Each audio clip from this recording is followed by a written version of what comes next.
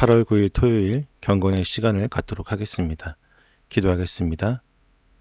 사랑의 하나님 아버지, 악인의 어둠 속에서도 주님의 빛을 향하게 하시는 은혜에 감사를 드립니다.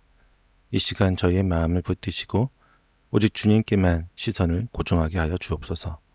묵상하는 말씀을 통해 하나님의 크고 값진 사랑을 깊이 깨닫게 하옵시고 성령님의 역사하심으로 말씀이 저희 삶의 생명의 샘이 되어 저희가 어떠한 시련에도 흔들리지 않는 믿음으로 나아가게 하옵소서.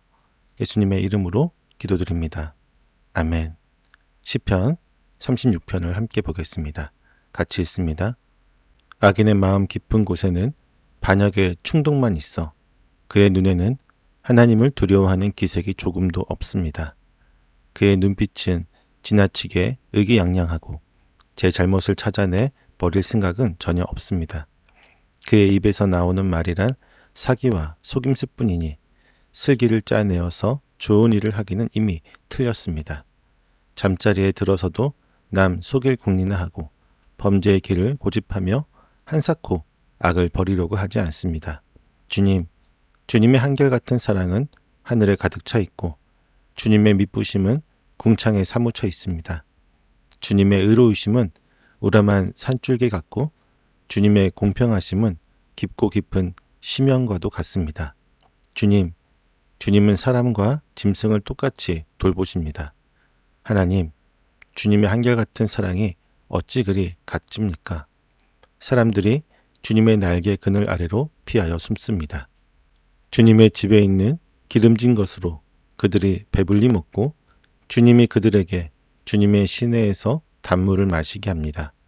생명의 샘이 주님께 있습니다. 우리는 주님의 빛을 받아 환히 열린 미래를 봅니다. 주님을 사랑하는 사람들에게는 주님께서 친히 한결같은 사랑을 베풀어 주십니다. 마음이 정직한 사람에게는 주님의 의를 변함없이 베풀어 주십니다. 오만한 자들이 발로 나를 짓밟지 못하게 하시고 악한 자들이 손으로 나를 휘두르지 못하게 하여 주십시오. 그때에 악을 일삼는 자들은 넘어져서 다시는 일어나지 못한다. 아멘. 다윗은 악인에 대한 분노를 가지고 본문을 시작하고 있습니다.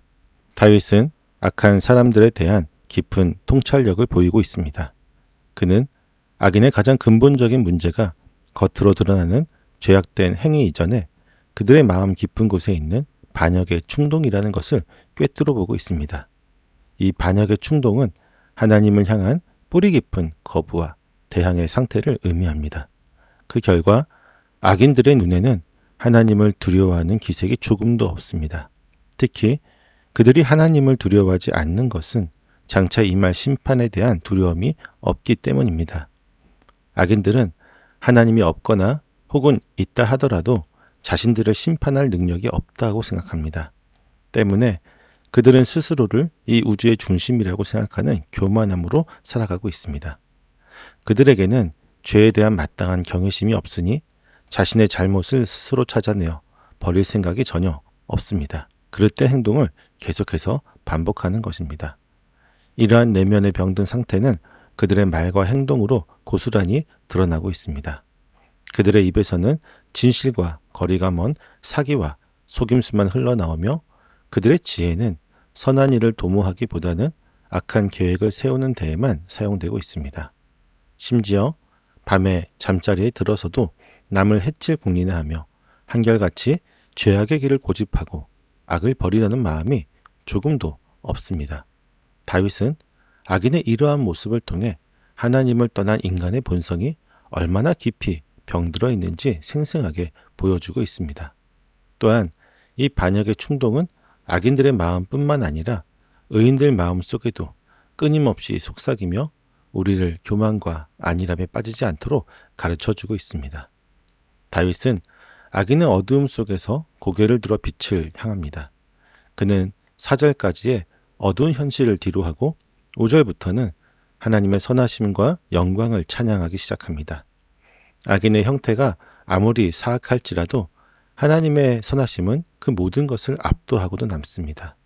다윗은 하나님이 이스라엘과 맺으신 언약과 관련된 단어들을 사용하여 하나님의 성품을 웅장한 자연의 모습에 비유합니다. 하나님의 한결같은 사랑과 미쁘심은 하늘과 궁창에까지 사무쳐 있습니다. 여기서 그는 측량할 수 없을 만큼 깊은 하나님의 은혜를 강조합니다. 또한 주님의 의로우심은 우람한 산줄기처럼 견고하며 그분의 공평하심은 깊은 심연과도 같습니다. 흔들리지 않는 산처럼 확고한 하나님의 의로우심과 그 누구도 가늠할 수 없는 깊은 지혜로 모든 것을 공평하게 판단하시는 하나님의 공의를 보여줍니다. 이러한 하나님의 신실하심과 공의는 인간과 더불어 모든 피조물에게도 동일하게 미치며 모든 것을 돌보시는 그분의 자비로운 통치를 드러내고 있습니다. 이러한 하나님의 선하심 속에서 우리는 주님의 사랑이 얼마나 값진 것인지 깨닫게 됩니다. 7절에서 다윗은 사람들이 주님의 날개 그늘 아래로 피하여 숨는다고 노래합니다. 이것은 마치 어떤 새가 자신의 새끼들을 품어 위험으로부터 보호하듯이 하나님을 의지하는 자들을 그분께서 안전하게 지켜주신다는 의미입니다. 주님의 집에서 가장 좋은 것으로 배불리 먹고 주님께서 내어주시는 생명의 강물로 갈증을 해소하는 것처럼 우리는 하나님의 풍성하신 은혜를 누리며 살아가게 됩니다. 그리고 9절은 이 모든 것을 한마디로 요약합니다. 생명의 샘이 주님께 있습니다. 우리는 주님의 빛을 받아 환히 열린 미래를 봅니다. 하나님이야말로 모든 생명의 근원이시며 그분의 빛을 통해서만 우리는 참된 진리와 소망을 발견하고 살아갈 수 있습니다. 다윗은 시편을 마무리하면서 다시금 하나님 앞에 간절하게 기도합니다. 주님을 사랑하고 마음이 정직한 사람들에게 변함없는 사랑과 의를 계속해서 베풀어 달라고 구하는 것입니다. 하나님의 변치 않는 성품에 기대어서 악인의 포갑으로부터 구원해 달라는 깊은 신뢰를 담고 있습니다. 다윗은 이 기도를 통해 악인들의 길이 결국은 파멸로 이어질 것임을 의심하지 않습니다. 그들은 넘어지고 넘어져서 다시는 일어날 수 없을 것입니다.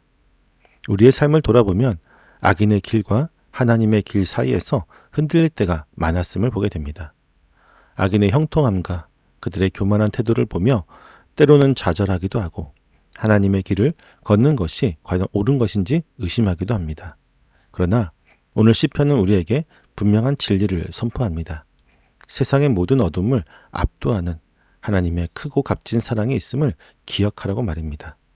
생명의 샘이 주님께 있고 그분의 빛으로 우리는 환히 열린 미래를 볼 수 있습니다. 오늘 본문은 다윗을 통해 악인의 길은 결국 망하게 되고 하나님의 선하심과 사랑만이 영원하다는 진리를 선포합니다. 악인의 길은 자기 자신의 힘으로 선한 일을 하려 하거나 스스로 의기양양해 하는 길입니다. 반면에 의인의 길은 도덕적인 정결한 삶을 추구하는 것뿐만 아니라 하나님을 아는 지식에서 비롯된 마음의 변화를 통해 나타나는 삶을 의미합니다. 우리의 선한 행실은 하나님을 향한 진정한 믿음의 부산물일 뿐입니다. 우리는 우리를 넘어뜨리려는 죄의 유혹 속에서 우리 스스로는 아무것도 할 수 없음을 인정하고 오직 하나님의 한결같은 사랑과 신실하심에 의지해야 합니다. 다윗이 노래하였듯이 하나님의 한결같은 사랑과 미쁘심은 우리의 삶을 견고하게 붙들어 줍니다. 오늘 하루 마음속에 있는 불안과 두려움을 주님께 맡기고 그분의 날개 그늘 아래로 피하여 안전한 삶을 누릴 수 있기를 바랍니다. 그 사랑 안에 힘입어 세상의 어둠 속에서도 희망을 잃지 않는 복된 하루가 되기를 주님의 이름으로 소망합니다. 기도하겠습니다. 생명의 근원 되시는 하나님, 악인의 길이 결국 파멸로 이어지고 오직 주님의 한결같은 사랑만이 영원함을 찬양합니다. 그리고 그 사랑이 지금도 저희를 비추어 주심에 감사를 드립니다. 주님, 저희가 스스로의 의로움이나 노력으로 죄의 유혹을 이길 수 없음을 고백합니다. 오직 주님의 크고 값진 사랑만이 저희를 온전히 붙들어 줄 수 있음을 믿습니다. 저희가 어미새의 날개의 그늘 아래 피하는 새끼들처럼 모든 불안과 두려움으로부터 주님의 품으로 나아가게 하옵소서. 그 품 안에서 생명의 샘을 마시고 주님의 빛을 받아 환히 열린 미래를 바라보는 복된 삶을 살게 하옵소서. 오늘 하루도 주님의 사랑에 힘입어 세상의 어둠 속에서도 희망을 잃지 않는 증인이 되기를 간절히 소망합니다. 예수님의 이름으로 기도드립니다. 아멘.